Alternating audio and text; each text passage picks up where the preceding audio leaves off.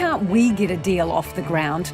We talked to the boss of Auckland Airport about what it's like to be constantly taxiing with no takeoff, and Queenstown on being dethroned as tourism royalty. The Salvation Army apologises for abuse that happened on its watch. Advantage Team New Zealand will be live from the America's Cup Village, and trolleyed before lunch calls to put a cap on bottomless brunch drinks.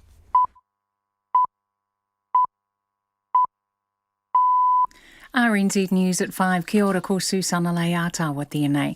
The Prime Minister has asked for more information about a 15-year-old boy sent back to New Zealand by Australia on last week's flight of so-called 501 deportees. Australia's policy's already been described as corrosive by Jacinda Ardern, and in this instance, she says the government would expect a heads up. She says she'd expect particular care to be taken by Australia if a minor was involved. I do want to, go back and look at the circumstances under which this deportation happened, because we do want to make sure that, particularly when we're dealing with young people, that's being dealt with appropriately, regardless of the circumstances of their deportation.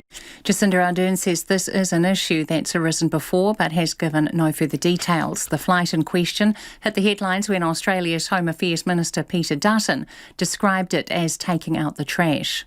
Team New Zealand have convincingly won race 7 of the America's Cup to take a 4-3 lead in the best of 13 series.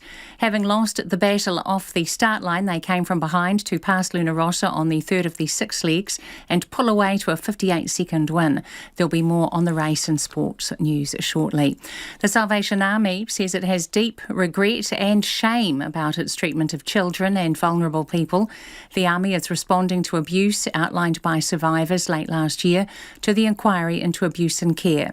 Giving evidence to the Royal Commission in Auckland today, its Chief Secretary Jerry Walker reiterated an early apology. We unreservedly apologise for that and are committed to working with individual survivors and survivor groups in order to endeavour as best we can to address the wrongs that were perpetrated. Jerry Walker of the Salvation Army. A detective has recalled smelling bleach at the scene where Auckland man Denver Chance was allegedly murdered. Jay Lingman denies murdering Mr Chance in 2019, but the Crown says he shot him 3 times in the head and then used a chainsaw to fit the body into a chest freezer. It says Mr Lingman tried to cover up the crime by cleaning up blood with a water blaster. Detective Sergeant Timothy Williams was one of the first officers to visit the property. On approaching the front door, I observed a trailer with a water blasting equipment on it. As I got closer to the front door, I could also smell a very strong smell of bleach or similar product. The defence case is that Mr Lingman acted in self-defence. A rest home nurse has been censured for breaching the Health and Disability Code by giving an elderly man 5 times the correct dose of morphine. The man in his 80s died some hours later at Molly Ryan Life Care in New Plymouth.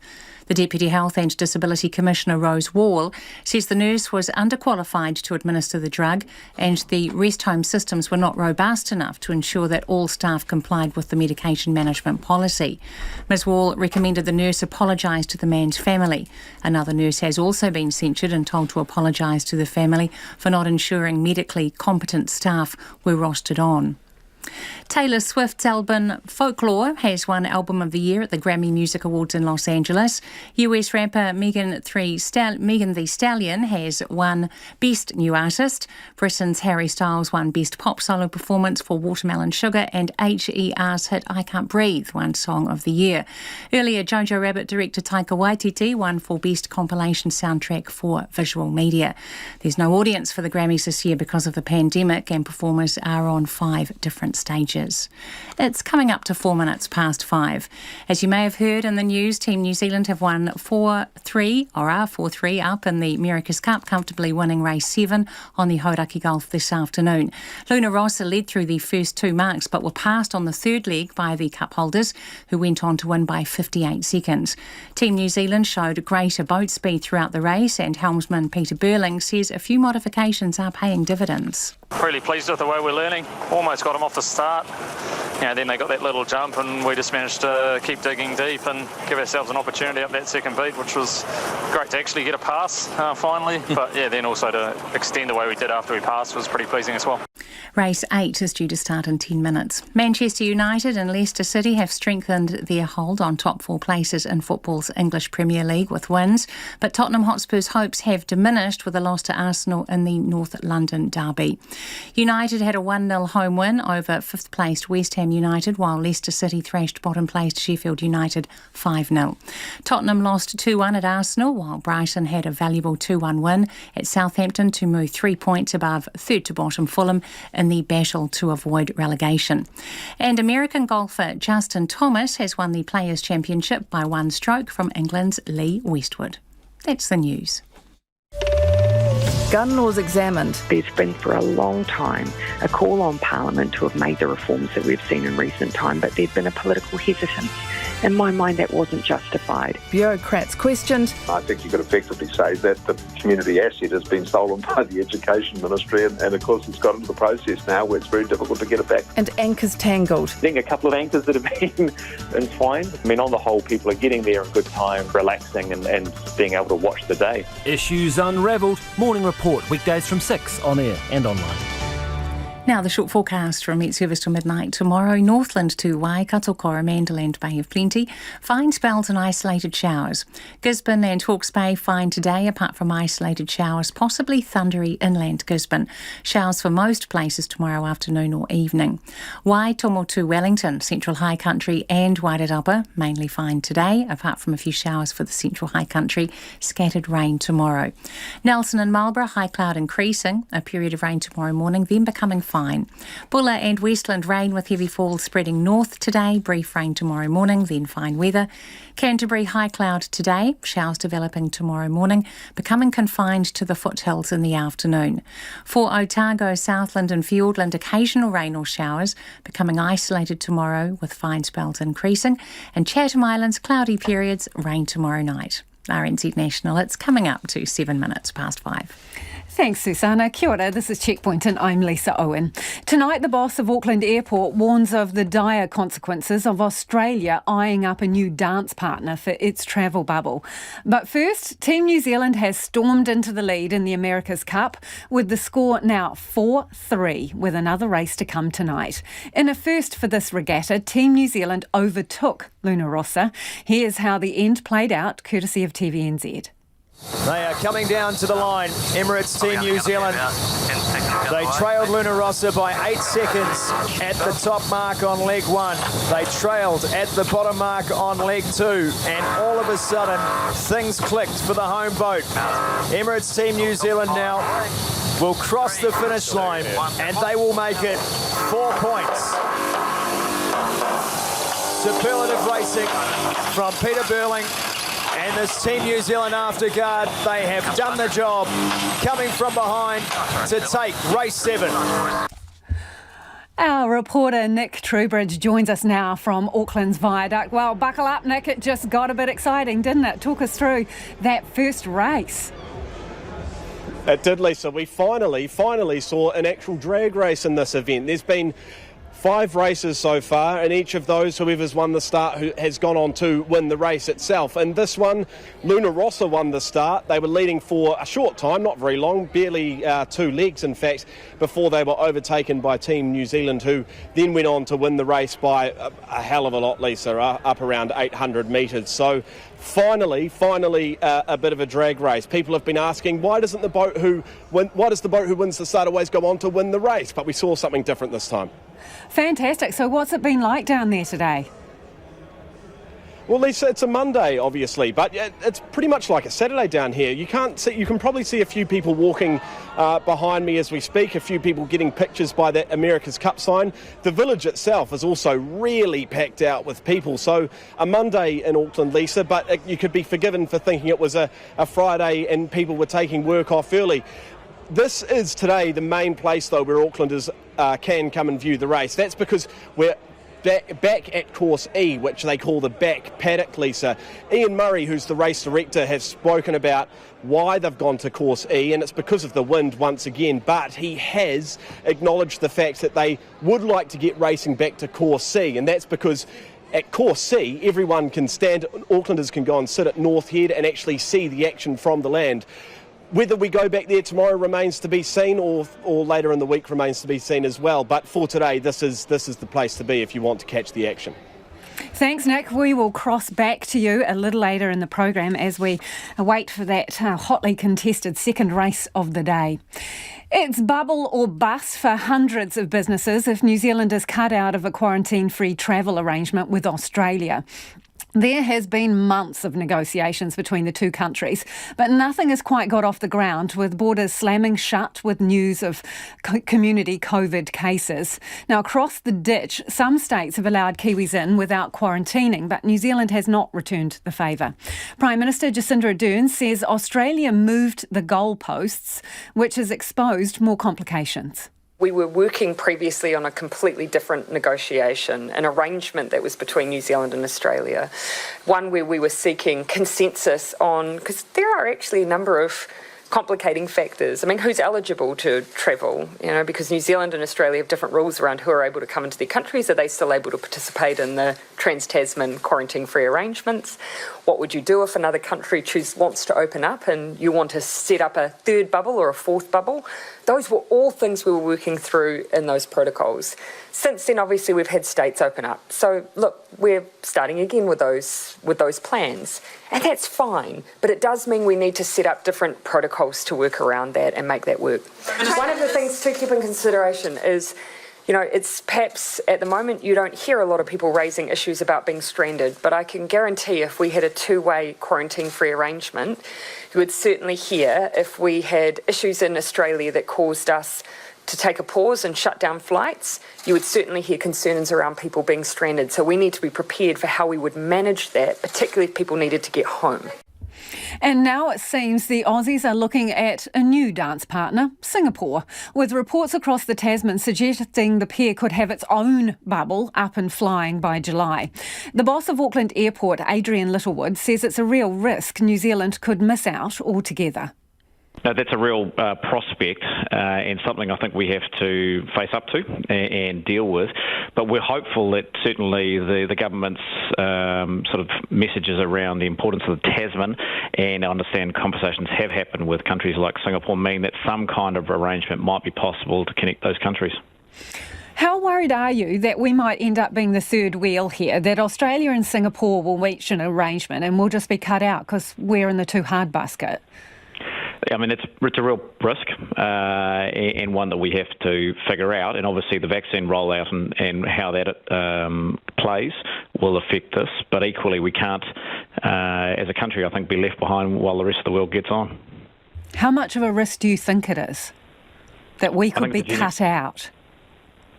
Look, I think it is a genuine risk, and that's why I think being clear on what the path out from here, how we will connect to the Tasman in a way that's safe, I think is really important. And there are hundreds and hundreds and thousands of businesses around the country who are really hanging on, I think, particularly for the Tasman. So, I mean, how would you feel if after all the work that has gone into this, we're unable to get a deal and Singapore and Australia cut a deal? I think most of the businesses, and particularly friends and family, I think, in particular who've been hoping for some connection, particularly across the Tasman, will feel, you know, like things are looking quite challenging. Let's be honest. They've been waiting for the prospect of a Tasman bubble to start. And look, there are risks involved, and we have to do it safely. But I think people will feel like that prospect now looks further away. But I'm hopeful that, you know, with the two governments working together, Tasman bubble hopefully soon might be possible now that the vaccine rollout has started. Whose fault will it be if we are left out? Is it because we have been dragging our feet? I don't know if it's productive to allocate blame on any of these things. I think these are just challenging times, and every government's dealing with different contexts, different situations in each of the countries. So I don't know if that's helpful. I think what's more important is that with the right attitude and the right effort, that we can weed out the last final questions remaining on either side of the Tasman and get something up and working that works for both countries. Do you have a clear idea what the path is from our government? We've been focusing on our part of the puzzle and working with our industry, and we are ready to go. We've done the physical works and the separation. It would take a few days to get things up and going to actually go from announcement to operations. But this is something we've been planning for some time, so it's really for the government to decide when it is right to do so, but we're ready to go. Yeah, so you could go in a couple of days. Do you have a clear idea of what it is that is holding us back? What it is our government requires to get this thing over the line? Do you even know that? Well, I think that I can only judge by what commentary we've heard from ministers and obviously from officials, but it's clearly the things they're focusing on are issues like what happens in the event of an outbreak on either side of the Tasman. How do you deal with that risk for people who are in the other country? I guess the message we've passed on, and we passed this on at our results, is I think in the early days of the restart, travellers will put up with a bit of risk of that event happening, particularly if you wanted to catch up with family and friends. If there's a scenario where you have to spend an extra 3 days, 5 days in Sydney or Adelaide or Brisbane because of a local outbreak, I think people will take some of that risk for the privilege of being able to connect with friends and family again. So, Adrian, just to be clear, in terms of what the government requires to get this moving from our end in New Zealand, you're picking up what their concerns may be from commentary. Are you not having face-to-face conversations with them? When was the last time someone from government, like the Tourism Minister or the Prime Minister, spoke to you directly about the prospects of this bubble? Oh, look, we're in constant conversation with officials across the different agencies, whether it's transport officials, whether it's foreign affairs and trade, whether it's senior politicians. So that's ongoing all the time. But again, we only have one perspective on managing COVID, and so the senior officials and politicians have a much broader perspective. So we obviously rely on that view in terms of their decisions about when it's safe to do so. But I can guarantee those conversations are ongoing all the time. So in February, there was suggestions of this traffic light system, right? So different procedures according to a country's risk profile, where they were at on the traffic light system. Have you heard back about that? Yeah, and that's been part of an ongoing conversation. So we provided that in with our colleagues in the travel industry into government, and I know that's been picked up. But obviously, but what does that mean, Adrian, picked up? Because the whole thing here is people are sitting on the edge of their seat, wondering if this is going to happen. To the side is Singapore and Australia, who are seemingly racing us and could cut us out. So where do we actually stand? Do we know? Are you sure? Well, we can only be led by the officials and the politicians on their decisions about when it's safe to do so. Our path has been to put proposals in about how it could be done safely, but ultimately it is their decision. So while those conversations go on, it is ultimately their call. We've taken care of our part of it, and we are ready when they are ready. So basically it's all riding on the New Zealand government here. The industry is ready, if called upon. Yeah, look, I think there is a realistic time that leads into that. So obviously we're effectively going from almost zero international passengers, so we'd have to restart, and that would take a few days for us. Obviously the government agencies would need to get going at the border, obviously airlines, there's ticket lead-in. So there are some things that do need to happen, but that's, a matter of, maybe inside a couple of weeks for all of that to happen. So from the moment of an announcement, it could all happen reasonably quickly, but again, that decision sits with government. So, does Auckland Airport live or die based on whether you get a trans-Tasman bubble? Look, it is pretty fundamental for us in terms of our recovery path. I mean, for our results through to December, we posted our first ever loss. And our story is amplified and mirrored by many small businesses around the country who are really, really hurting. And for them, it is probably live or die for many of those organisations. And they don't have the same access to capital markets like we do to raise new money.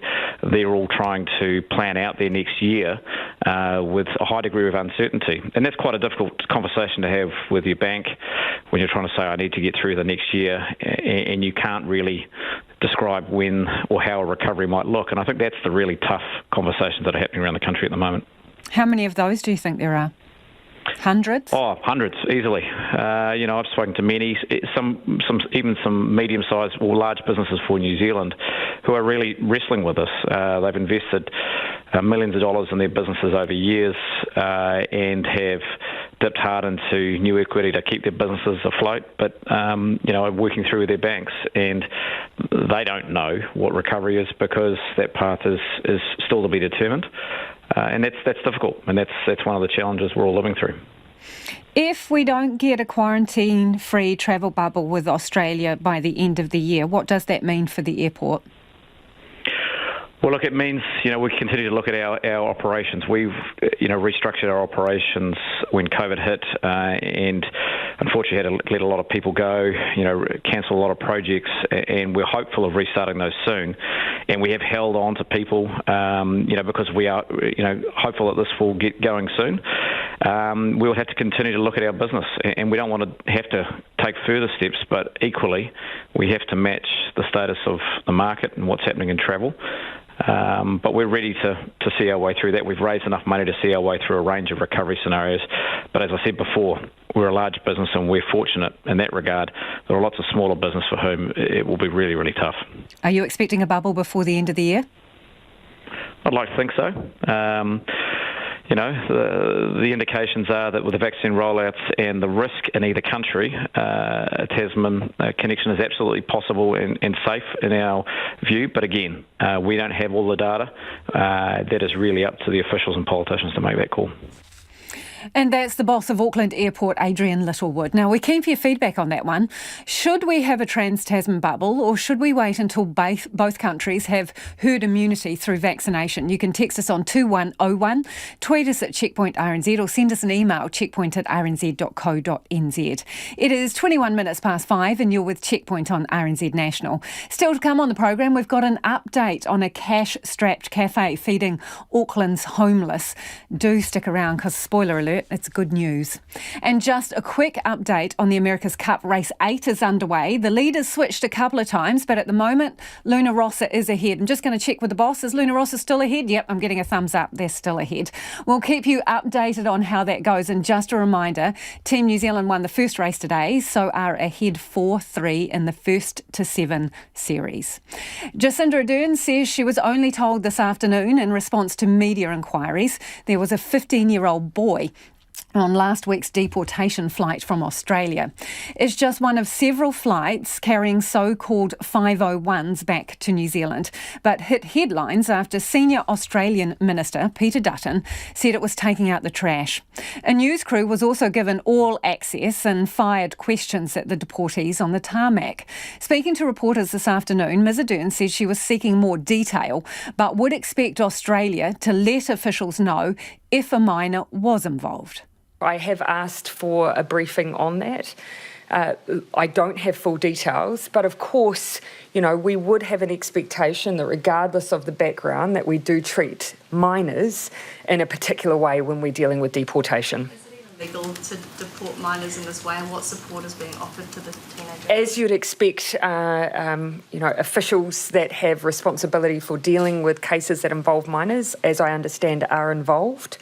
But I do want to, go back and look at the circumstances under which this deportation happened, because we do want to make sure that, particularly when we're dealing with young people, that's been dealt with appropriately, regardless of the circumstances of their deportation. Now that we know that there is a teenager who was on that flight, does that make Peter Dutton's comments even more reprehensible? Oh, well, look, obviously I didn't agree with what he did at the time. We've never agreed with the policy, in fact. And so I maintain that position. Again, regardless of the circumstances, when you're dealing with minors, is it appropriate to have them in these circumstances and deported in that way? But look, we will be going back and looking at the details involved here. Will you also be talking to Prime Minister Barry. Morrison? Will you also be talking to Prime Minister Morrison about it? Look, I haven't got a specific... we actually don't tend to schedule calls. He knows my position on the deportation policy. So actually, regardless of whether or not we're dealing with a minor or whether or not we're dealing with someone who's older, I have a specific objection to the fact that we have people being deported from Australia who we consider to be Australians.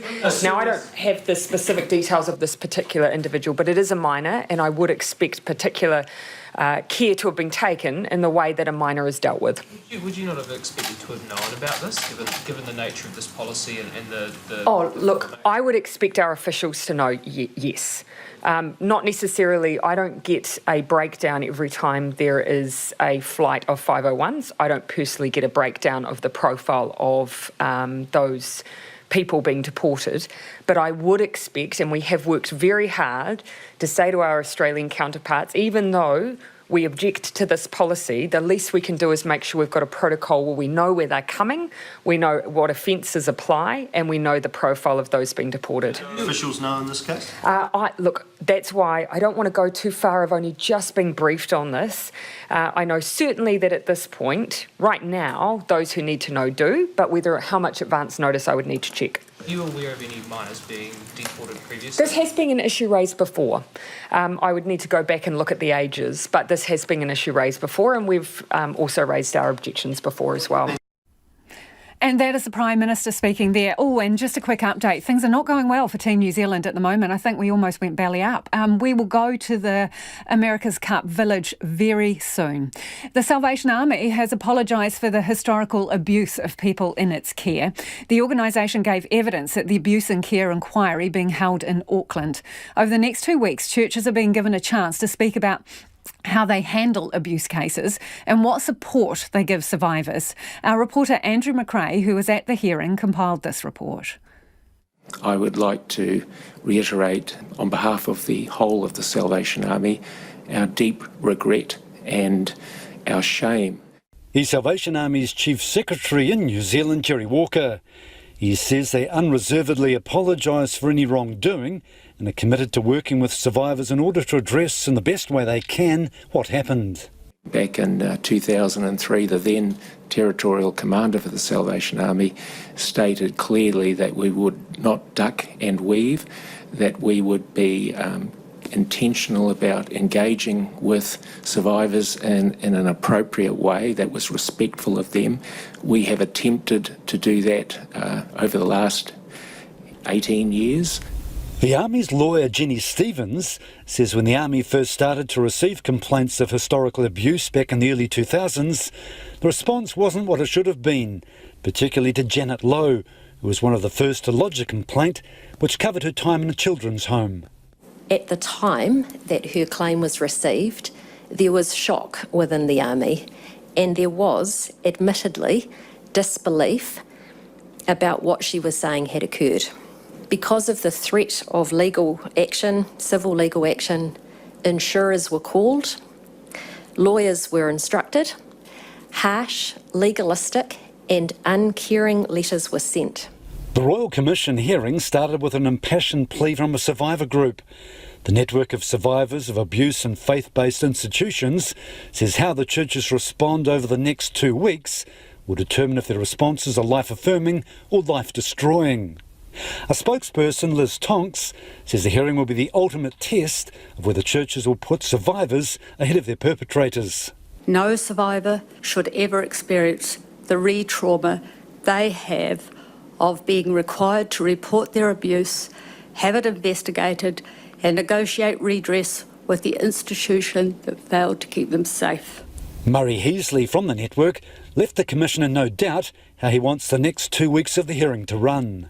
We trust that you will hold these church institutions accountable. We ask that you not be tempted to engage with them in debate of their rationalisations about their historic response or accept their proposals for tinkering with their systems, like deck chairs on the Titanic. The Salvation Army will return to the hearing tomorrow, to be followed by the Anglican Church, and it's the turn of the Catholic Church next week. For Checkpoint, ko Andrew McRae-Tene. Too many Wellingtonians are getting trolleyed before lunch thanks to so-called bottomless brunches. That's according to Wellington City Council, which is putting pressure on bar and restaurant owners to put a cork in unlimited drinks. But the industry argues the events are run responsibly and are a great way of getting people through the door when times are tough. Rachel Thomas reports. It's a slow lunch hour at the Hudson, tucked in a lane off Willis Street. But bar manager Dan Booth says come Saturday morning, this dining hall will be packed with bottomless brunches. There's even a wait list. It's very popular. We have a decent waiting list. It's a good way for establishments to make money, especially on the weekends and especially for us in this part of town. So at the weekends, we need something to keep us going.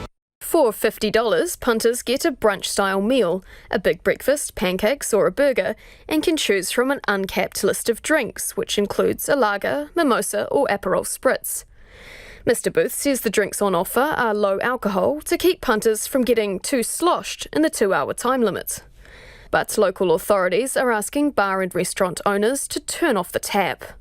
Wellington City Council spokesperson Richard McLean says there's been reports of people stumbling through the city mid-afternoon drunk.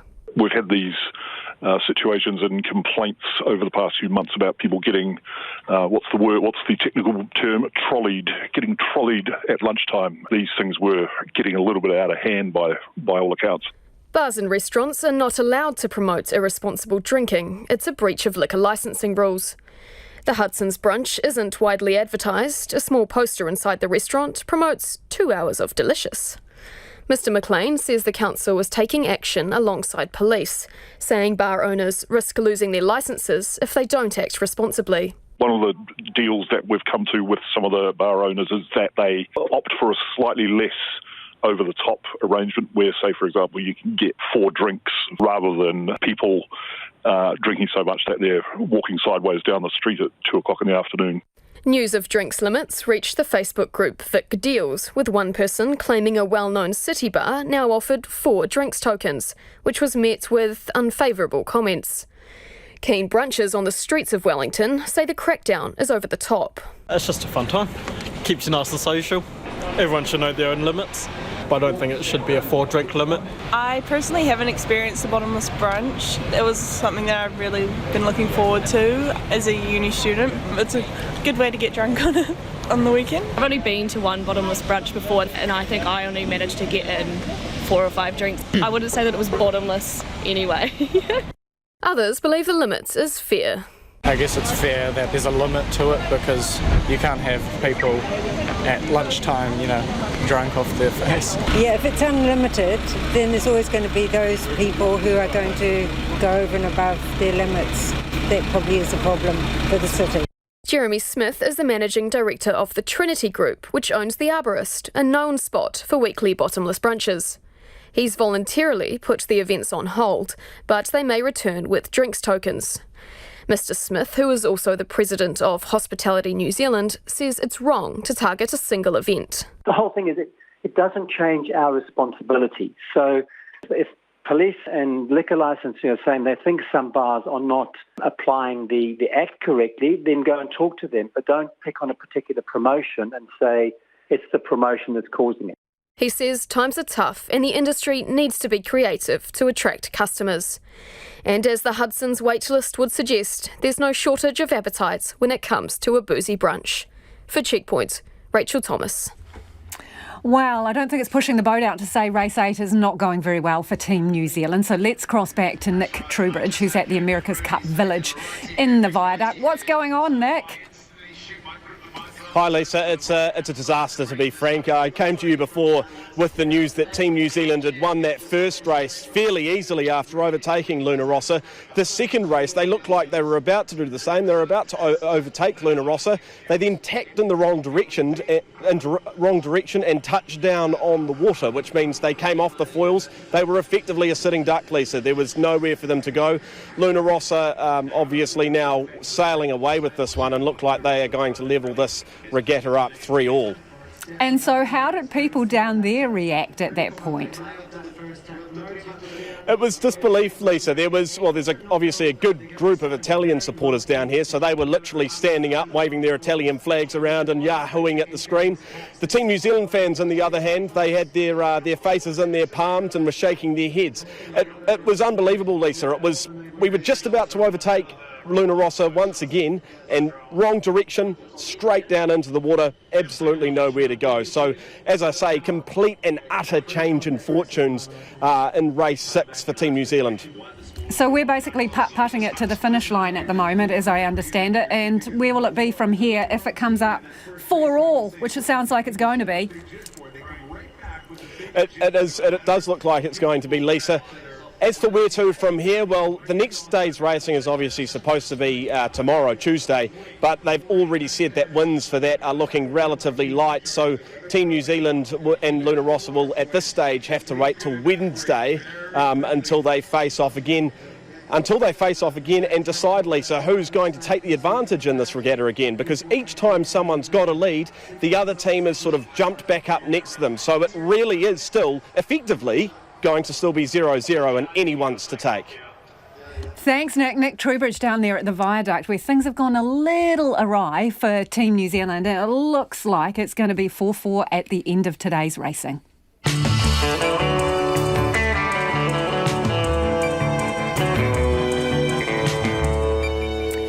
Up on Checkpoint on RNZ National, Queenstown on toppling from the tourism throne, and an update on the story we brought you last week on the struggling cafe feeding the homeless. We would love your feedback. Don't forget you can get in touch via text 2101. You can tweet us at Checkpoint RNZ or flick us an email. The address is checkpoint@rnz.co.nz. Time for the headlines now with Susanna. The Prime Minister wants more information about a 15-year-old boy sent here from Australia on last week's flight of 501 deportees. Jacinda Ardern says the government would expect a heads up and for Australia to take particular care when deporting a minor, which she says has happened before. The Ministry of Foreign Affairs says it has been providing consular assistance to a minor being held in detention in Australia. Luna Rossa is on course to level up the America's Cup at 4-all, with Team New Zealand having come off its foils and stalled in race 8 to trail the challengers by over 2,000 metres at the second mark. The Salvation Army's Chief Secretary has told the Royal Commission of Inquiry into Abuse in Care that his organisation is committed to working with survivors to try to address the wrongs that were perpetuated. Jerry Walker has apologised unreservedly and says the Army has deep regret and shame about its treatment of children and vulnerable people. 2 nurses have been censured over the death of an elderly man who was given 5 times the correct dose of morphine at Molly Ryan Life Care in New Plymouth. Deputy Health and Disability Commissioner Rose Wall says one nurse was underqualified to administer the drug and another did not make sure medically competent staff were rostered on. The government has labelled as utter nonsense opposition party claims that its ban on gas exploration has led to a surge in coal imports. New data shows the amount of coal imported last year was greater than in 2017 and 2018 combined. ACT and National say the government's gas and oil exploration ban is to blame. But the Minister for Energy and Resources, Megan Woods, says both declining gas production and warmer, drier weather are behind the increased coal imports. Taylor Swift's album Folklore has won Album of the Year at the Grammy Music Awards in Los Angeles. US rapper Megan Thee Stallion has won Best New Artist. Britain's Harry Styles won Best Pop Solo Performance for Watermelon Sugar. And HER's hit I Can't Breathe won Song of the Year. Those are the latest news headlines on RNZ National. Our next news and weather update is at 6. All right, we've got another update on the America's Cup. They have just shortened the course to 5 laps because the wind has died off in a big way. So we will keep you posted with that. Let's get to the business news now with Nicholas Poynton, who's joined me in the studio. So, Tilt Renewables has sold for big bucks, has it? Yeah, an Australian consortium has sort of agreed to a deal this morning to sort of buy the renewable energy company that owns wind farms on both sides of the Tasman for $3 billion, about $7.80 per share. This follows after the company was effectively put on the block last year when the majority shareholder, the investment or the infrastructure investment firm Infratil, announced that it was going to do a strategic review of its 60% or 66% stake that it owns in the company. company. About 20% of the firm is also owned by Mercury Energy. Now, this deal will see Tilt Renewables effectively be split in two. The Australian consortium called POWAR, or POWAR, will take control of the firm's Australian operations, and Mercury will take New Zealand wind farms for just under $800 million. Two of those local wind farms are near Palmerston North. There's one sort of near Otago, and recently there was one completed just south of Taranaki. And Mercury's chief executive says the deal is really aimed at ensuring that these assets stay within the control or within New Zealand hands, as well as adding to its existing portfolio of other renewable energy projects. Mercury and Infratil, they've confirmed that they'll vote in favour of the deal, but they're still waiting further regulatory and shareholder approval later this year. And just on the back of this announcement, the price of Infratil has gone up 17.4%, or $1.13. It has rocketed up today as people want to snap up and hopefully receive some sort of that buyout for $7.80 today. Right, that was announced. So, services sector is still continuing to lag. Probably no surprises there. With, it's been a really tough time for the services sector. We've heard plenty of anecdotes about what's been going on, especially over the summer period. But today we've got some data courtesy of the BNZ Bank via its Performance of Services Index, and it gives us a bit more detail about what's going on. And it shows that for the fourth consecutive month, the services sector is in contraction.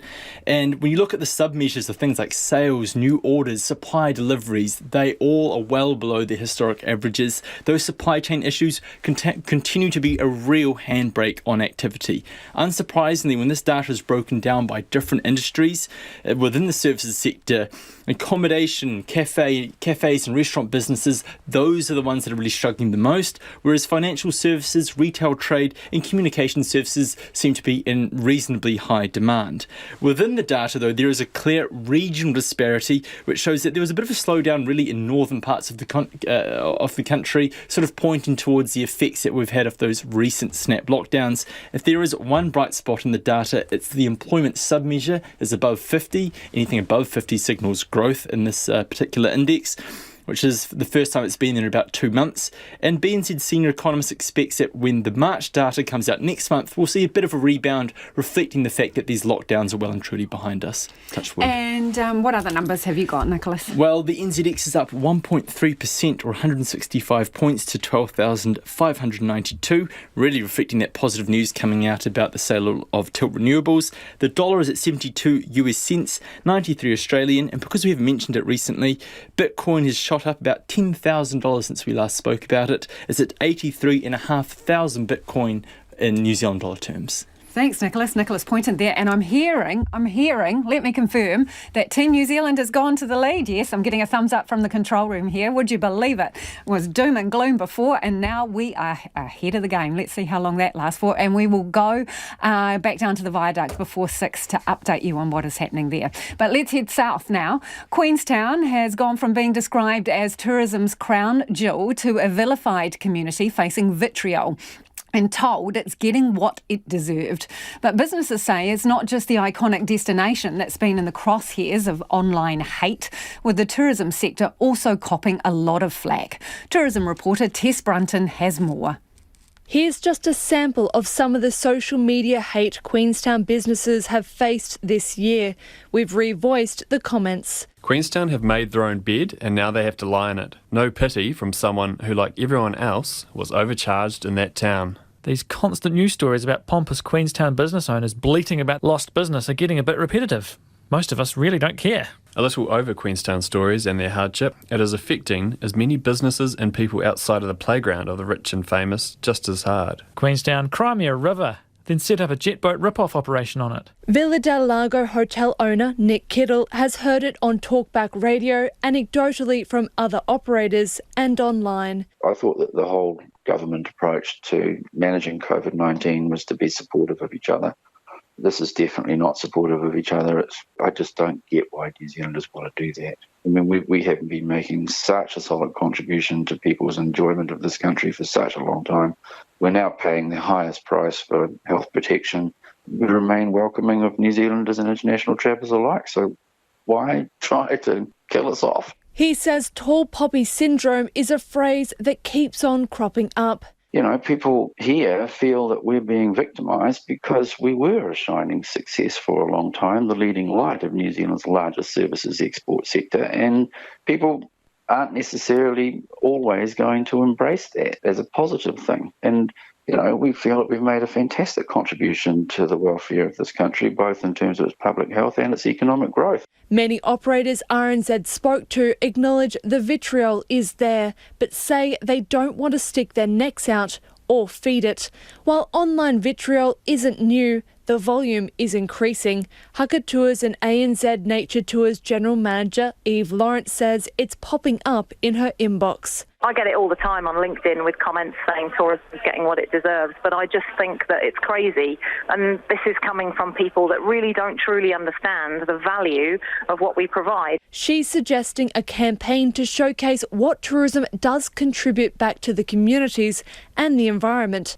Before the pandemic, tourism was the country's biggest export earner, worth roughly $42 billion a year and employing close to 15% of the working population, either directly or indirectly. And to be completely vilified by people who have very little understanding of the industry as a whole is, quite frankly, a little bit condescending. Active Adventures Chief Executive Wendy Van Lieshout says her business has escaped the online hate. I don't think people realise in general that mostly the tourism operators here in Queenstown particularly, they're just family-run small businesses. We're not talking large corporates here. We're no different to anybody else in any industry or a grower. We're absolutely no different, and we're just trying to make ends meet. So please be kind. She says there's been more talk about tourism having a hard time in the last few weeks. We're at a stage now where we know what's happened and why. We all need to find our own way through it in some shape or form, and it's certainly not very constructive for that negativity because it's hard enough as it is without that. Tourism Industry Aotearoa Chief Executive Chris Roberts says receiving that kind of vitriol would be galling for businesses. Look, I do feel for businesses when they get personally targeted. They feel like they're being kicked while they're already down. They're struggling to survive, to keep their businesses going, and it's obviously devastating for them to receive direct personal abuse about even being in the tourism industry. That doesn't reflect what most New Zealanders feel. Manaakitanga is a core value for the tourism industry, and Chris Roberts says trolls can't take that away from businesses. We have to put it in perspective that there's a vocal minority out there who we are probably best to ignore. With borders remaining closed for the foreseeable future, businesses are asking for a bit of kindness and compassion as they try to hold on. For Checkpoint, Cortes Brunton, Tēnei. A cash-starved Auckland cafe that feeds the homeless through people paying it forward has been saved after the community kicked in tens of thousands of dollars. Last week, Checkpoint brought you the story of Merge Cafe on Karangahape Road. It's been a space where the city's homeless can grab a cup of tea or coffee and where punters can buy a meal for themselves, plus one for someone in need. But for months, it's been running at a loss after COVID lockdowns meant fundraising events were cancelled. And there's also been fewer paying customers in the CBD due to those lockdowns. So Merge needed $60,000 by the end of this month or it was sunk, while the response was overwhelming. Merge's manager, Manu Kalom, picks up the story. It was so good. I think it was so overwhelming. It's just how many people came forward to help us, especially the local K Road community, but also like people who are not living in Auckland, but they still helped us. So yeah, the response was huge. Actually, I never expected that much. But thanks to you guys, because to raise a story to the public at large, it was good. So did what? People wander into the cafe and say they didn't realise you needed a hand, or how did it play out? Some people just popped in to see what we do. Bought a coffee, bought a cake, paid forward for others, and just wanted to have a chat and how can they help. Some wanted to volunteer in the future. Some just called us, emailed, Facebook messages, and so it was. We had, I think, one the most I think most people that ever came through last week. Amazing. So how much did you need to kind of get your books in order, and what have you ended up getting through donations? We needed 60K, but I think we've surpassed our target. So we have got 81 or 82K at the moment. But it's all there's still people who want to help us. So there is, So I don't know, maybe 85K we'll end up. I'm not sure. It's still going. So that's incredible, isn't it? Yep, it is. It is.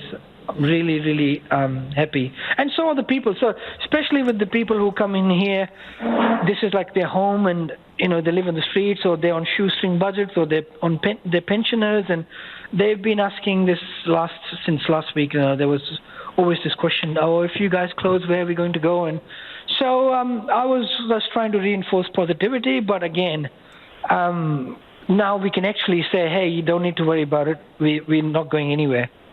So what does it mean in terms of guaranteeing your future? Oh, well, because we are a social enterprise, and we always need money to keep us, keep us afloat.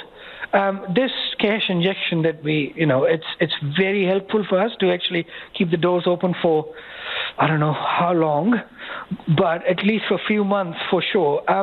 Today, it was the best day because people are coming in, and I could actually tell them there's no need to worry, that we'll keep our doors open, and they're so happy. Just to see a smile on their face makes me happy, Is there anything you want to say, Manu, to all those people who kicked in or gave a little to help you guys keep going? Yeah, definitely. I can't say enough thanks to these people, but I'm so grateful for all the people who donated us or just rang, just appreciated what we do and recognized our efforts. And I'm really grateful and thankful to all of them. And if anyone who is out there and want to support us on an ongoing basis, please do that. If you can do that, you could do it through. There are two ways of doing it. You could jump on to lifewise.org.nz and you can just choose which service you want to donate to. Merge Cafe is there. Or you can just come in and talk to me, have a cup of nice tea, coffee, sit down with me, have a chat, and pay it forward for someone else's meal. And that's Merger's manager, Manu Kalon. Wow, the stress is almost overwhelming here with this America's Cup race. There is another twist in race 8. It's now a race against time. Now, the teams have about 12 minutes left to finish, or the race is called off. Team New Zealand has come back from a major deficit to be leading, but we will keep you updated because nobody could be the winner out of this one. Despite nearly 160,000 Australians being vaccinated, frontline workers are still getting infected with COVID-19, putting major cities on edge. New South Wales and Queensland are urgently investigating recent locally acquired cases. Experts say it's a reminder that even with the vaccine rollout, the country will remain vulnerable to outbreaks. The ABC's Gavin Coote has more. First, it was a doctor treating COVID-19 patients in a Brisbane hospital, and then a security guard working in hotel quarantine in Sydney. Coronavirus has again flared in Australia, but some experts aren't surprised. Until we increase our quarantine standards to recognise airborne transmission of COVID-19, we should unfortunately expect to see these types of infections. Kate Cole is the president-elect of the Australian Institute of Occupational Hygienists. The Queensland government says the infected doctor was wearing personal protective equipment, including masks, that met the national guidelines. But Kate Cole argues it's clear those guidelines aren't keeping frontline workers safe. So when I talk about airborne transmission, the sort of protections that we'd be looking for are P2 N95 respiratory protection and a real focus on ventilation. But unfortunately, what we've seen is workers still being provided low quality PPE, such as surgical masks, and expecting that that's going to provide some form of protection against COVID-19. And unfortunately, it just doesn't. Epidemiologist Professor Mike Toole from the Burnett Institute is astonished the doctor hadn't been vaccinated. I would have thought anyone who is directly dealing with an infected person or patient should have been vaccinated right at the beginning. Whereas the Sydney case raises a number of other issues about hotel quarantine. That Sydney case is a security guard who had received his first dose of the Pfizer vaccine and had been doing weekend work at 2 Sydney hotels. Professor Toole is surprised hotel quarantine staff can still work multiple jobs in some states. After an inquiry into Victoria's quarantine failures, heavily criticised the practice. So it seems like the states aren't learning from each other. The New South Wales opposition is demanding the government ensure that security guards now have secure full-time employment so they don't have to work multiple jobs. And Professor Toole is hoping the security guard is less infectious, thanks to having had his first COVID jab. And this person was vaccinated on the 2nd of March. He should have, by now, quite a decrease in the amount of virus that he was carrying. Kate Cole from the Institute of Occupational Hygienists says it's a reminder that the vaccine is only one level of protection. We can't just rely on vaccination alone to keep people safe in these high-risk industries. It's a layered approach. It's like the Swiss cheese model. We need to have lots of things in place. And that report was from Gavin Coots. Well, it's been an extraordinary race 8 in the America's Cup. Team New Zealand is now ahead 5-3. Come on in, Nick Trubridge. Can you barely contain yourself with all the excitement?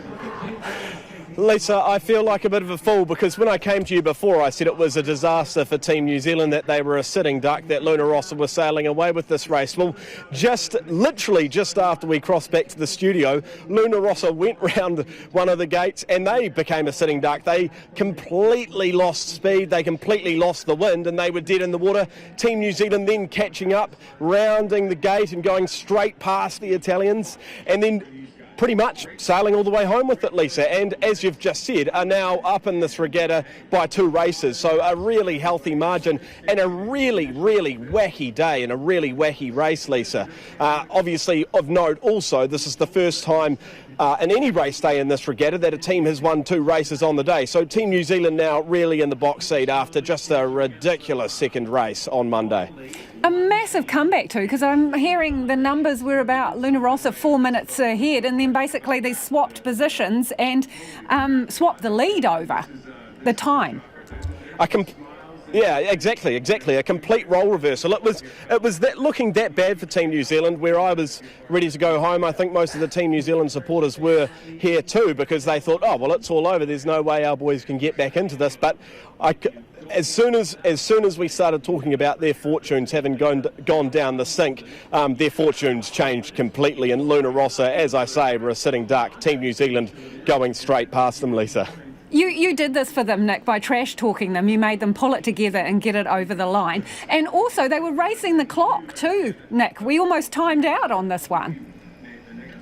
Exactly, 45 minutes to finish these races, Lisa, and if they don't do it within that amount of time, then obviously the race is called. Team New Zealand, as you know, have just snuck in ahead of that cut-off. It really was quite indescribable, Lisa, and it's interesting because people have talked about this whole regatta, how boring these races are because it's whoever wins the start seems to win by a mile. Well, today we've seen Team New Zealand overtake in the first race, the first overtake we've seen the whole regatta, and in the second race we've seen 2 overtakes. Luna Rossa overtaking Team New Zealand when they were dead in the water, and then the reversal of that, Team New Zealand then coming and overtaking Luna Rossa, and as I say, sailing away with this one to go up by 2 races and take a healthy lead into, it looks like Wednesday, Lisa. Tuesday, wind-wise, is looking a little bit marginal at this stage.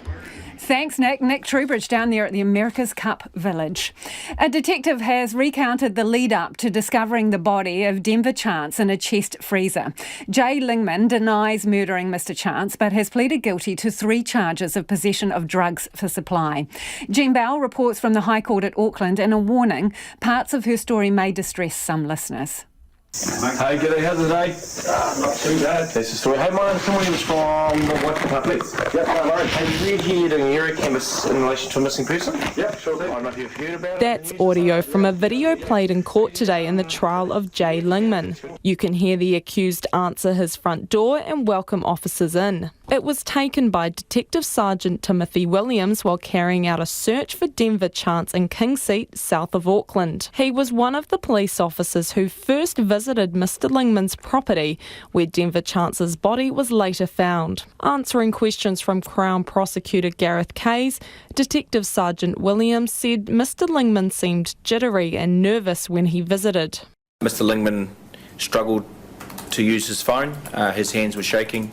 Mr. Lingman was asked whether he had any information that could aid police about Denver Chance. He said he did not. The police officers left, but later returned to search the property. The defendant was nowhere to be seen and no one else was home. During a sweep of the property, the detectives found a chest freezer inside a shed. They noticed what appeared to be blood on one side of the freezer. Detective Senior Sergeant Callum McNeil opened up the freezer, and inside the freezer we both observed a male who I believe to be Denver Chance. The Crown argues the accused shot Mr. Chance 3 times in the head before using a chainsaw to fit the body in a chest freezer. They say the accused attempted to cover up the crime by storing Mr. Chance's car in a shipping container and cleaning up blood using a water blaster. On approaching the front door, I observed a trailer with a water blasting equipment on it. As I got closer to the front door, I could also smell a very strong smell of bleach or similar product. The defence argues the 2 men were drug dealers and Mr. Lingman was acting in self-defence after Mr. Chance believed he was being ripped off. The trial before Justice Melanie Harland and a jury of 8 men and 4 women continues. Mō te hotaka o te ahi nei, ko Jeanbao tēnei. And just before the news at 6, the feedback on the trans-Tasman bubble, you seem to be equally split here. Someone says, we should wait, we've got this far, we're better off containing it. RNZ News at 6, ngā mihi nui ko Susana Leata tēnei. Team New Zealand has gone 5-3 up in the America's Cup after a dramatic win in the second race of the day on the Hauraki Gulf. Challengers Luna Rossa won the start and headed around the first mark ahead by 16 seconds. Team New Zealand then hit trouble on the second leg, collapsing off their foils and stalling in the water as Luna Rossa built up a big lead. But it all changed on the next leg when Luna Rossa experienced the same issues and stalled. Team New Zealand sailed away to an easy victory and are now just 2 wins away from retaining the cup. Oranga Tamariki says it's been working extensively with the relevant authorities on both sides of the Tasman ahead of the arrival of a 15-year-old boy deported from Australia. It says he's currently in a managed isolation facility and receiving support. Here's our political editor, Jane Patterson. The boy was sent back to New Zealand on last week's flight of so-called 501 deportees, and the Prime Minister wants to know more about the circumstances of the deportation. Jacinda Ardern says she'd expect particular care to be taken by Australia if a minor was involved, regardless of why he was deported. The flight in question hit the headlines when Australia's Home Affairs Minister Peter Dutton described it as taking out the trash. From Parliament, Jane Patterson. A new report says the cost of treating type 2 diabetes will increase massively over the next 20 years if nothing is done. It says the number of people with the disease is expected to soar by between 70 and 90%, and the cost of treatment will rise to $3.5 billion. The PwC report, commissioned by Diabetes New Zealand and other interested parties, is being launched at Parliament this evening. The Chief Executive of Diabetes New Zealand, Heather Very, says if urgent preventative measures were implemented, more than 600 amputations a year could be avoided. The Prime Minister says the fact Australia is pursuing a travel bubble with Singapore does not necessarily mean a trans-Tasman bubble is less likely. Jacinda Ardern says it also does not mean that quarantine-free travel with Australia is off the cards. Singapore have been floating the idea of opening up to New Zealand and Australia for some time. What I'd be interested in is how this is being received by different states. Queensland, if I'm correct, still doesn't have an opening with New Zealand right now, so that gives you a sense of their risk appetite. If Australia makes the decision to open up and we think that that poses risk to us, then we'll reconsider. Jacinda Ardern says officials are still working to reach agreement on how a trans-Tasman bubble would work. The Cook Islands Prime Minister Mark Brown will next week become the first overseas leader to visit New Zealand since the border was closed just under a year ago. The biggest sandstorm in a decade has shrouded Beijing in thick brown dust today. The China Meteorological Administration issued a yellow alert this morning, saying sandstorms had spread from Inner Mongolia into the provinces of Gansu, Shaanxi and Hebei, which surrounds Beijing. Neighbouring Mongolia has also been hit by heavy sandstorms, and at least 300 people are reported missing, according to China's state news agency Xinhua. America's Cup organisers say about 50,000 fans visited the race village on Auckland's waterfront on Saturday and Sunday. There were 1,300 spectator boats on the water on Saturday and close to 2,000 on Sunday. Swashbucklers restaurant manager Justin Green says despite the racing being called off yesterday, people were still ordering bluff oysters at 11 last night. He says the restaurant is fully stocked and staffed for more of that in coming nights. Obviously, the longer it goes on for hospitality, the better, the more mileage everybody is going to get from it. And not to mention, obviously, it makes it more exciting when it's 2-2, 3-all, and let's hope it goes 4-all, 5-all, and so on, rather than it all being over 2 days' time or something. Justin Green of Swashbucklers Restaurant. It's 4 minutes past 6. As you may have heard in the news, Team New Zealand have taken a 5-3 lead in the America's Cup after a dramatic win in race 8 this afternoon. Luna Rossa again got off the start line more strongly, and with the wind steadily dropping on in the Hauraki Gulf.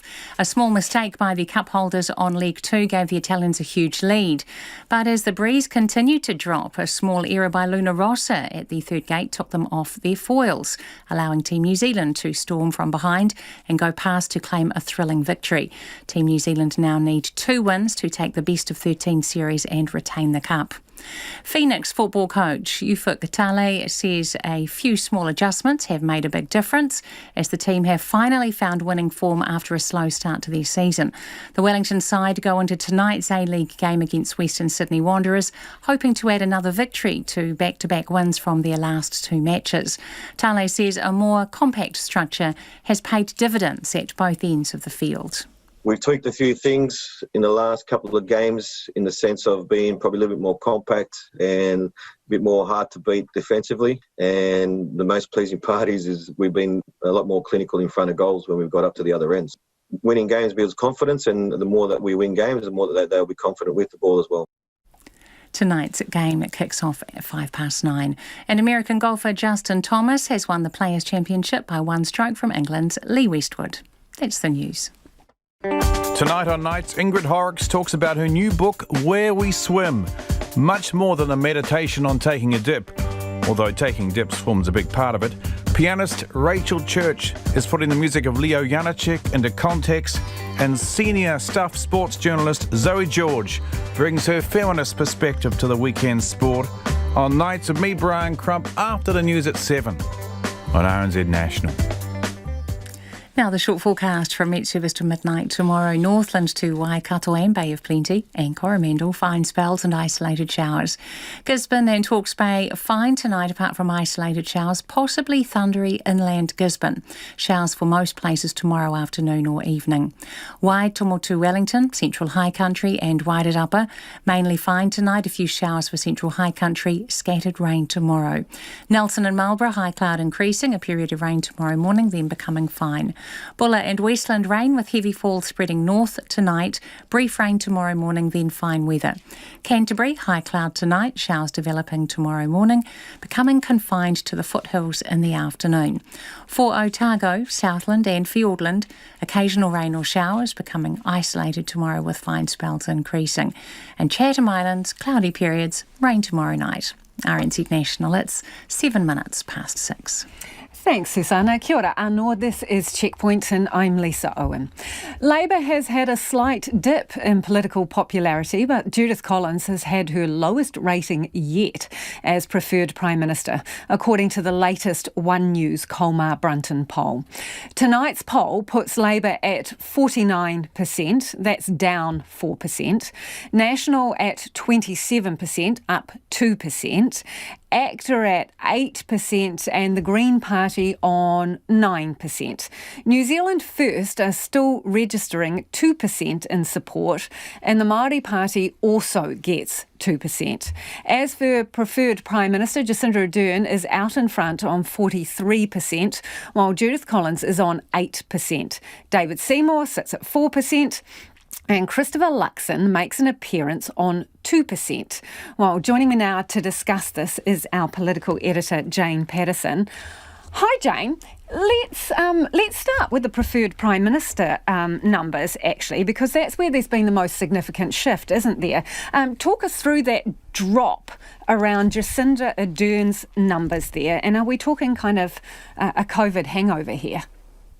Look, I think the pressure that's come on the Prime Minister this year over COVID and these lockdowns is obviously having an effect on her personal brand. You notice that Labor's taken a bit of a dive, but not too much, 49, down 4%. So actually the bigger impact has been on the Prime Minister.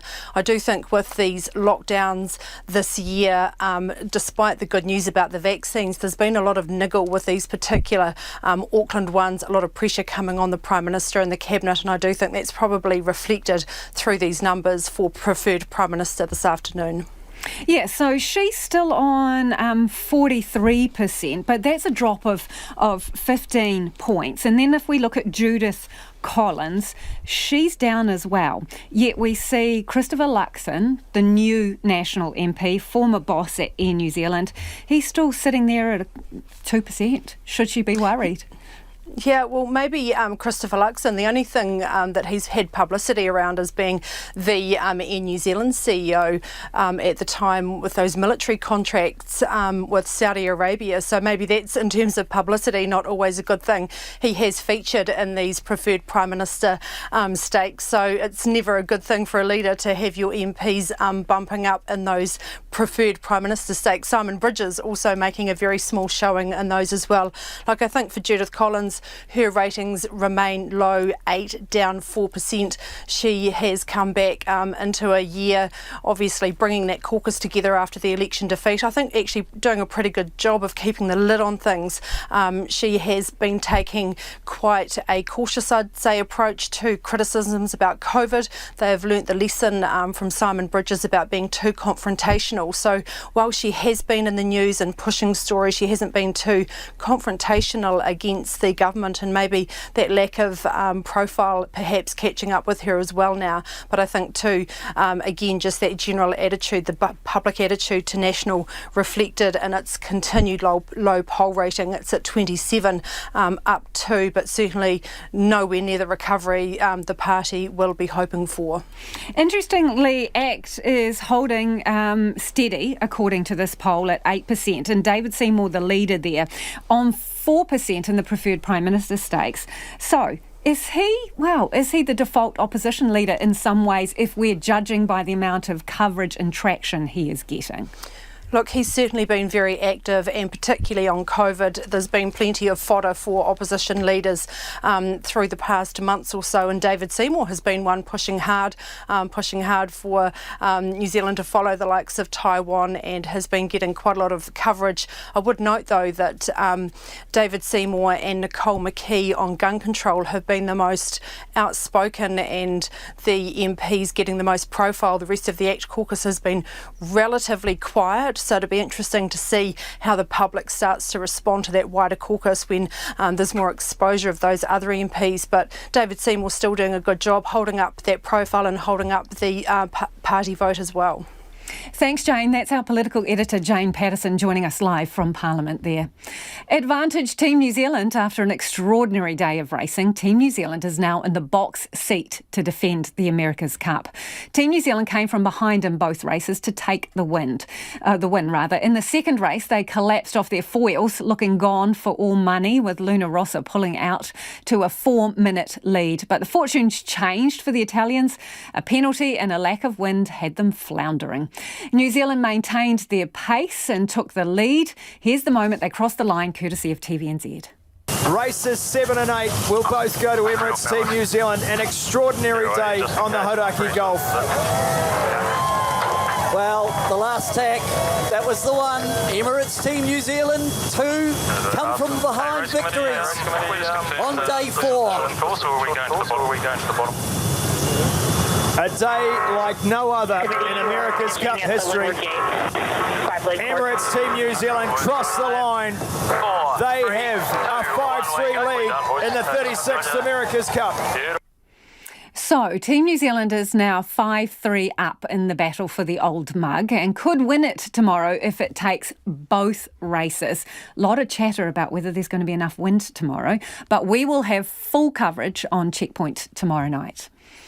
The government has fired back at the opposition for suggesting its 2018 ban on gas exploration has led to a major increase in coal imports. New data shows the amount of coal imported last year was greater than in 2017 and 2018 combined.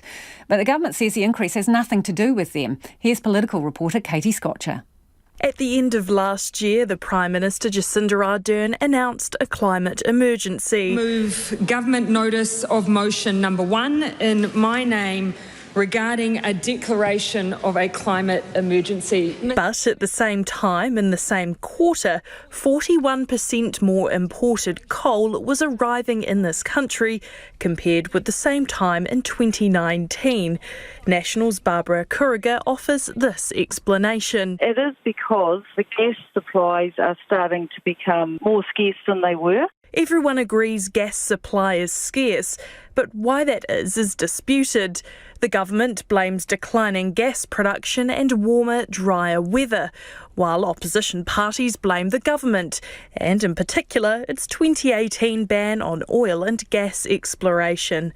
The ban was strongly supported by environmentalists, but ex-Simon Court says that ban has done more harm than good. There's no environmental benefit to banning gas exploration if Indonesian coal will be imported instead. He says in order to reduce the amount of coal used, the government should lift its exploration ban.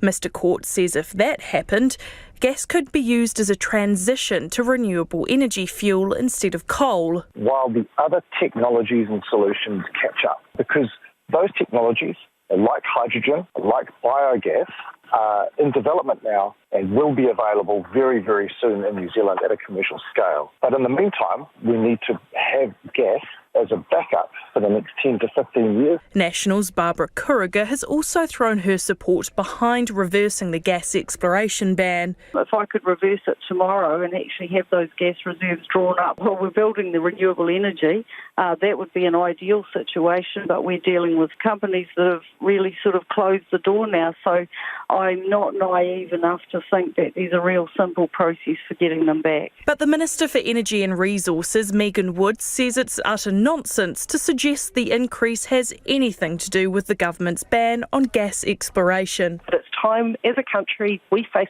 tax. The myth of these great reserves around New Zealand have not proven to be the case, that people have invested vast amounts of money and commercial expertise in drilling for exploration and they've come up dry. Russell Norman, head of Greenpeace, says companies wouldn't need to import so much coal if the government had focused on building the renewable energy sector. We need to rapidly escalate solar, wind. We need to have a much better energy efficiency investment, so we need less electricity. We also need demand-side management so that we can fluctuate the demand depending on what's happening with the hydro system. And those pieces and storage are missing from the puzzle. But Megan Woods says the government is focusing on the storage piece of the puzzle, and that's proven in its interest in pumped hydro projects.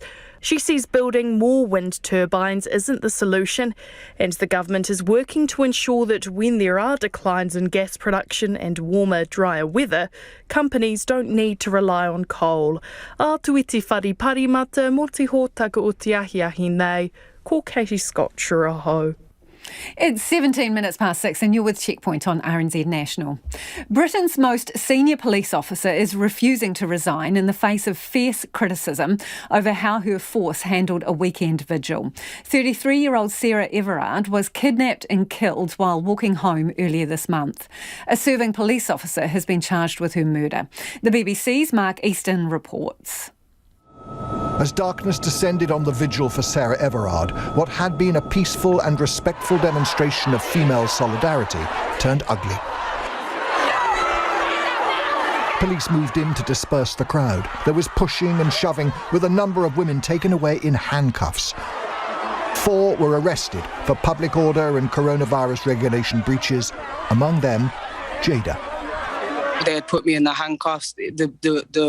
The beautiful women stood with me. One of them, as the pictures are circulating, she was thrown to the floor. You know, she had police officers on her back, you know, with their knees, their feet. The police are saying that they had to act for public safety reasons. I personally, being there, didn't see anyone being at risk. As I was sat in the van, as my hands were handcuffed, I was just thinking, gosh, all I wanted was to stand with other women.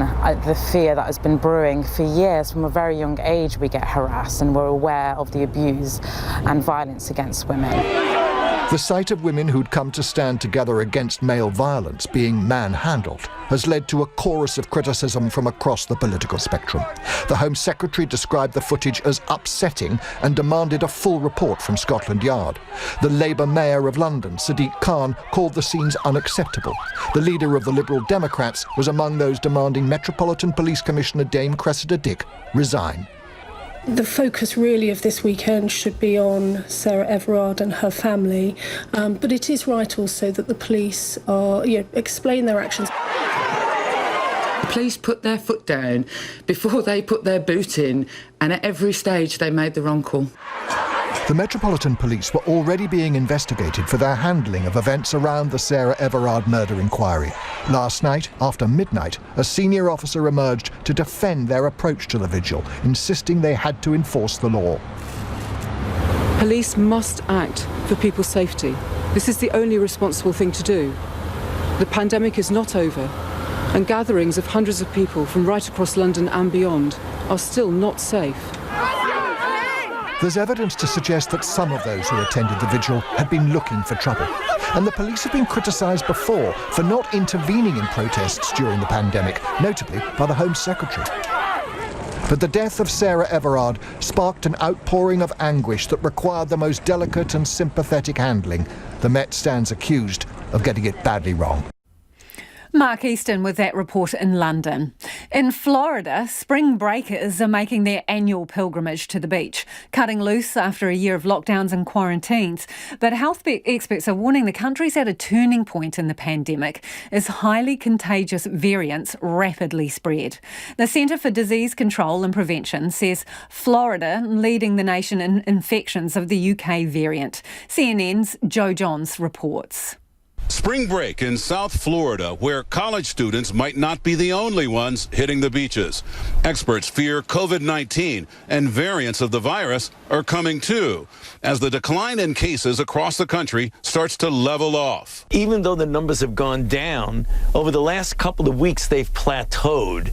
And when you see a plateau at a level as high as 60,000 cases a day, that is a very vulnerable time to have a surge to go back up. Adding to the concern, air travel is setting pandemic records. More than 1.3 million people screened at airports on Friday, the highest number since March 15th last year. But it's not just spring breakers causing concern. In Arkansas, the Republican governor says there's trouble in his state with loyal followers of the last president who don't want to get vaccinated. We are seeing that problem, and the poll numbers are troubling because in Arkansas, it's a very pro-Trump state in terms of the last election. And so we see that resistance whenever we are opening up eligibility for the vaccine. We're moving through it very quickly because we're not having everybody sign up to take it. If you think it's just Arkansas, you'd be wrong. Only 50% of Republicans say they've gotten a dose of the vaccine or plan to get one, according to a new CNN poll. For the record, then President Donald Trump himself quietly got the shot before he left office. Maryland's Republican governor says Trump's failure to participate in the joint COVID messaging campaign didn't help, but you can't pin all of it on him. I mean, there's a lot of disinformation campaigns out there from the right and the left, a lot of people who are vaccine hesitant, and we're doing everything we can to overcome that with public information spots. Though Governor Larry Hogan is defending his own decision as of this weekend to relax capacity restrictions at bars, restaurants, gyms, and other businesses, while keeping in place social distancing and face covering requirements, which was the message of the day from the current president on Twitter, encouraging Americans to keep masking, social distancing, and washing hands. On CNN today, Dr. Anthony Fauci suggested some CDC recommendations on travel and the workplace could be revised soon as more people get vaccinated. They just want to make sure that they get it right. The good news is that across the country, there are signs that for now, people are still keeping their guard up. St. Patrick's Day parades in many major cities have been canceled this year, though a bit of the tradition survives as the city of Chicago once again dyed the river green. CNN's Joe Johns reporting there. A year into the pandemic and remote learning has had a huge impact on students' mental health across the world. In the US, one group of frustrated parents are suing to get their children back into the classroom. CNN's Viana Goladriga has more on why they believe it's a necessary step. The garbage workers who pick up my freaking trash risk their lives every day more than anyone in this school system. Across the country, exasperated parents like this Virginia dad are demanding more of their school boards. It's maddening because why is my kid suffering and other kids get to be in school? It's a game and the kids are, being used as pawns, I guess. Attorney Carrie Abellini Donahue was representing 17 equally frustrated families, pro bono, in lawsuits against 2 New Jersey school districts, Montclair and South Orange Maplewood. It's been almost a year since students filled the classrooms in these districts. This has been such a tremendous battle for all of us. The suit asserts that students have been denied their right to an in-person education. I myself was a teacher. Children need to be in school with their peers, with their teachers, working collaboratively. Oh, really? For Donahue, these cases hit close to home. The department not responding to my own child's specific needs and realizing, not that they're not going to open the schools. And it was kind of like, I could do this, I'm going to speak up for her because no one is speaking for the kids. Her 11-year-old daughter, Mary, has not set foot inside of a classroom since last March. What grade are you in? I'm in 6th grade. Do you worry about when you can possibly return back to school? Yeah. I always ask Mom, when am I going back to school? She says she doesn't know. Diagnosed with ADHD, Mary had been on an individualized education plan, or IEP, prior to the pandemic and had been thriving. She did so well that they said when she goes into middle school, she no longer needs the intense special services. Today, Donahue says her daughter is a completely different person and refuses to participate in online classes. She's progressively declined to the point where she's diagnosed with high levels of anxiety and depression, and it was recommended that we put her on antidepressants to help her, get back to a somewhat normal state. It's heartbreakingly sad. The family she represents in the lawsuit describes similar setbacks. He was a star pupil a year ago, thriving, happy. All of his in-school supports were helping him.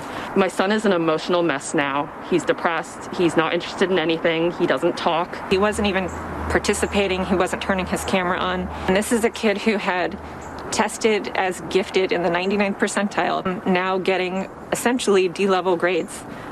Similar lawsuits have been filed against school districts and teachers' unions in over a dozen states, from Maryland to Kentucky, Wisconsin, and California. Getting our schools back open safely. But while the push to reopen schools has garnered national sympathy from the White House, there's little the federal government can actually do. The majority of the country hinges on decisions made by local school districts. For these moms, the battle is halfway over. On Thursday, the Montclair School District, one of the two named in Donohue's lawsuit, reached a deal to return to the classroom April 12th. And I'm so grateful to her. You know your mom is out there fighting for you. Thank you. And that report was from CNN. Taika Waititi's added another gong to his trophy shelf, picking up a Grammy Award. He won for the soundtrack to his film Jojo Rabbit, which also scored him an Oscar. The writer-director accepted the award from a trailer as he's working on a new film. Well, thank you very much for this honour. I guess they're just giving Grammys to anyone now. I'll take it. Thank you. What can I say? It was so long ago, I couldn't barely remember anything about making that movie, but it seems like it's never going to go away, and I'm happy with that. All my thanks to Searchlight for making the film in the first place, and that's pretty much it. That's all I've got to say. I'm going to work now. Thank you. Much love. Take care. I appreciate it. The COVID-friendly Grammy Awards took place in Los Angeles with no audience and performers on 5 different stages. The US talk show host Trevor Noah hosted the night, making several references to the past year. It was history-making, with 4 women taking home the night's top honours for the first time ever. Taylor Swift won the most coveted award with her surprise lockdown album, Folklore, scooping Album of the Year. She's the first woman and 4th artist ever to win that category 3 times. Beyoncé became the most awarded singer in Grammy's history as she picked up her 28th gong. Billie Eilish scooped up Record of the Year for her song Everything I Wanted. Her took Song of the Year, and US rapper Megan Thee Stallion won Best New Artist. And before we go, let's get to some of your feedback. We've had a lot of it on the bubble. Trans-Tasman bubble and the idea that Australia is speaking to Singapore and may cut us out altogether. Pretty much split down the middle on this one, you are. We should reciprocate the Australian approach, this person says. Open, close, open, close. In all likelihood, when we do have a bubble, we would have to do this anyway. Another listener says, get it going. The Prime Minister needs to take a page from National's book and consider businesses. The country is choking. But John Mitchell from the Joint Centre for Disaster Research at Massey University in Wellington says opening a quarantine-free bubble before adequate herd immunity is achieved would be putting our human and economic health at extreme risk for the sake of a minority of tourism businesses overly dependent on international visitors. Speaking of international visitors, on Queenstown, this person says if Queenstown and surrounding attractions were motorhome friendly, they would have lots of local custom. They aren't. Once again, we have Queenstown moaning. On Jacinda Ardern, this person says Jacinda is not less popular because of COVID-19. It's the handling of the housing crisis. Thanks for listening. We'll be back tomorrow. Stay tuned. RNZ News headlines at 6:30. A just released One News Colmar Brunton poll has Labour down 4 percentage points on 49% and National up by 2 points to 27%. Team New Zealand is now 5-3 up in the America's Cup after a dramatic win in today's second race. Oranga Tamariki says it's been working to prepare for the arrival of a 15-year-old boy deported from Australia who is now in managed isolation. A new report warns the cost of treating type 2 diabetes will balloon if nothing is done to stem a projected massive increase in the disease. The Prime Minister says agreement on how a trans-Tasman bubble would work has yet to be reached. Our next news and weather is at 7. Take the pulse of the day's news every weeknight at 10. Pete was 6 and his brother was 8. We got them a little $200 old wooden Optimus that we just wanted the kids to muck around and sail in. Live with local, national and international stories and some music with your news. And the words I have for this song are sticky, oppressive, grumpy and disconcerting. Up to date if you're up late. Lately with